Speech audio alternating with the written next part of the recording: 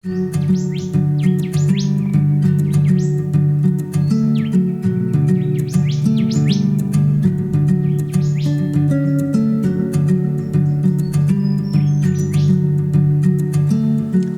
wondered who your furry, scaly and feathered neighbours are? What lives in your local bush or even your backyard? Do they still live there after a fire? Ever wondered how to find out? Understanding what animals are in a landscape is not only fascinating, but also helpful when deciding how best to manage land to help them survive. But Australian fauna can be hard to spot, and they're often fast, cryptic or nocturnal. So one way people such as naturalists and land managers figure out what is living in a landscape is by looking for signs of fauna and their habitats. One sign that many fauna leave behind are scats. Scats are a common and visible way to identify which species have visited a site. Scats come in a variety of shapes and sizes that can give you clues to which animals they are from. For example, many animals have distinctly shaped scats. These unusually cube-like scats are made by wombats, whereas these small round ones are from rabbits. Also, be sure to take note of what they are made of. If they are mostly grass, it will be a herbivore. If they're small bones and fur, this is from a carnivore. Another tip is to note their location. Are they under a tree, on a log, or in the middle of a track? Tracks, or footprints, can also be a good indicator of what has passed through an area, especially on sandy or exposed ground, such as this wombat footprint. But don't forget that a lot of animals live in the trees, so watch out for vertical tracks like these koala scratchings. Keeping your eyes peeled for feeding signs is another good way to identify species.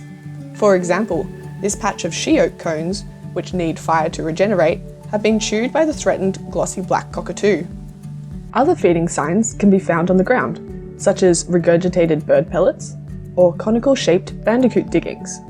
If you look in the trees, you might see scars in the bark of smooth gums from different gliders, for example these yellow-bellied glider V-shaped grooves. Fresh scratchings, where the earth has been recently moved around a burrow, can indicate it is being used by an animal. And the size of the burrow and the location are good indicators of what kind of species might be living there. This is a fresh wombat burrow, with territorial scats letting us know that burrow is in use. Other types of habitat structures might include birds' nests, possum drays, or even spider webs. One very important type of habitat for a range of different species, such as birds, microbats, gliders and possums, are hollow-bearing trees. Hear from Nature Conservation Council ecologist Hannah Etchells about the importance of hollow-bearing trees and how we can protect them when managing for fire. Hi, I'm Hannah. I'm an ecologist with the Nature Conservation Council, and I'm here in some beautiful eucalypt woodland in Darawal country, and I'm here to talk to you today about how important tree hollows are in an ecosystem. And right here beside me is a beautiful ancient scribbly gum. We're not sure how old this girl is, but probably at least a few hundred years. And the really exciting thing about it is that she is full of tree hollows. So we're calling her the Habitat Hotel. So around the base here, there are what are probably 6 or 7 different entrances to a wombat burrow. And we can tell that they're being used because there's actually some fresh wombat scat right out the front on the front door. Up the top of this tree, there's multiple other hollows because this tree is so old.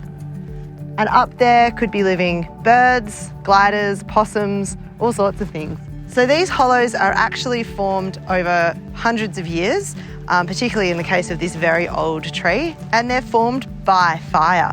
So years and years ago, the first sort of fire that this tree experienced would have come through this landscape, and this is a vegetation type that is adapted to cope really well with fire. So the tree survives, but the fire makes little wounds on the side of the tree. And over time and with each subsequent fire, those wounds get bigger and the tree heals around them. So it's not necessarily hurting the tree can survive all of this and clearly has done, but that's creating these holes, these hollows and these habitats for all of these animals. But fire can also be detrimental to hollows, because if a fire were to come along here and burn through all of this leaf litter and all of these fuels, it could possibly get inside this tree, and because this Habitat Hotel is hollow, it could act like a chimney. And so what could be a really small, patchy ecological burn, like we would do to control for fuel loads and to promote regeneration, actually has the potential to become a fire that is up in the canopy if we let it get inside the hollow of this tree. So the fire can actually travel along through all of this fuel, these leaves and this leaf litter on the ground, and go up through the inside of the tree and travel up into the canopy, and we don't want that to happen. So what we can do is we can rake all of this leaf litter around before we do a burn and exclude fire from coming anywhere close to the base of this tree. Fallen timber on the ground also provides an array of animals such as antechinus, lizards, snakes and frogs, critical habitat that should also be protected from fire. Resist the impulse to tidy up these important structures when doing hazard reduction work. To learn more about how to protect hollow-bearing trees and fallen logs, and how to identify fauna in the field, check out Scats, Tracks and Other Traces field guide and the Hotspots Fire Project's fact sheet on protecting our hollows.